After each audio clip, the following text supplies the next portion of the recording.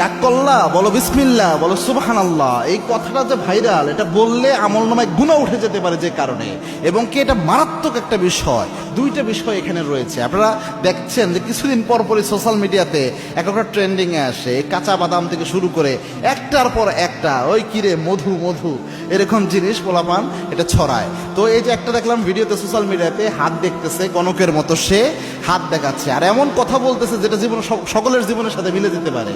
আর দেখার পরে বলতেছে যে ঠিক কি না। ওই ছেলে বলতেছে ঠিক। কি রাগ করলা? কয় না।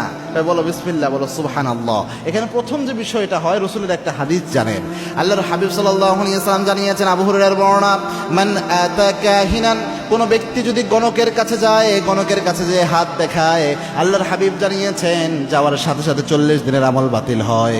আরেক বর্ণনায় এসেছে, আল্লাহর হাবিব বলেছেন রসুলের উপর যা নাজিল হয়েছে সবকিছু অস্বীকার করার গুনাহ আল্লাহ আমলনামায় দিয়ে দেয়, সবকিছুর সাথে কুফরি করা হয়ে যায়। এক বর্ণনায় এসেছে 40 দিনের আমল নামাজ শেষ।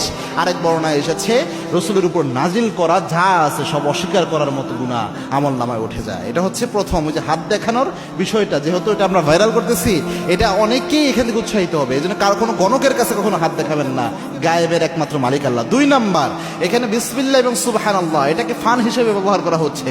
এই যে আপনি যে কোনো বন্ধুর সাথে দুষ্টামি করে, একটা ফাইজলামি করে বলে কি রাগ করলা, বল বিসমিল্লাহ, বল সুবহানাল্লাহ। এই যে বিসমিল্লাহ সুবহানাল্লাহ, এটা কিন্তু মারাত্মক একটা শব্দ। আল্লাহ রাব্বুল আলামিনের বরকতময় নাম বিসমিল্লাহ, সুবহানাল্লাহ, তাসবিহ আল্লাহ রাব্বুল আলামিনের বরকতময়, এগুলার অসংখ্য ফজিলত রাসূল সাল্লাল্লাহু আলাইহি ওয়াসাল্লাম হাদিসে বলে গিয়েছেন। তো এই এগুলা নিয়ে যদি আপনি ফাইজলামি করেন বা ফান করেন, এগুলা যদি আপনি আপনার স্বাভাবিকভাবে মজা করার জন্য ব্যবহার করেন, তো এটা তো মারাত্মক, এবং এই ক্ষেত্রে অসম্মানজনক হলে ঈমান নষ্ট হয়ে যেতে পারে। এই জন্য এই কাজটা যেন আমরা না করি। শুধু যদি বলা হতো এতটুকু কি রাগ করলা, এটা একটা আলাদা হিসাব হতো, কিন্তু পোলাপান দেখি বিসমিল্লাহ সুবহানাল্লাহ সহ এইভাবে বলতেছে। এজন্য একটু সাবধানতা অবলম্বন করা উচিত, যে বিসমিল্লাহ সুবহানাল্লাহ শব্দটুকু নিয়ে আমরা যেন ফাইজলামি না করি, যোগ না করি।